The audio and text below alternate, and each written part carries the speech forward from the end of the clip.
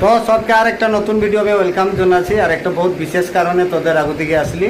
আর যেতনা भी আমাদের মানুষগুলা 3 মাসের আমরা চাউল পাইছি হুঁশিয়ার, কারণ 3 মাসের চাউল সরকার কিবা একটা সচিকে দিয়েছে, কিবা একটা ভাবিকে চিন্তা করিকে দিয়েছে।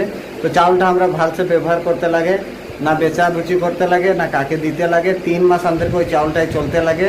আর আমাদের এমনি মানুষের টানাটানি আমি কাকে নেগলেক্ট নাই করছি, কিন্তু চাউলটাকে আমাদেরকে ভালসে ব্যবহার করতে লাগে।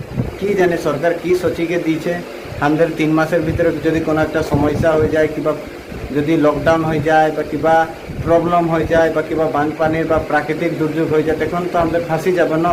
3 মাসের চাউল অলরেডি আমরা পাই যাইছি, তো ওই কাজে ঢের চাউল পাইছি বলি অযথা আমরা ব্যবহার করতে না লাগে। আর চাউলটাকে ভালসে ব্যবহার করতে লাগে, কারণ এই চাউলটা আমাদেরকে 90 দিন তক পার করতে লাগবে, মানে 3 মাস পার করতে লাগবে।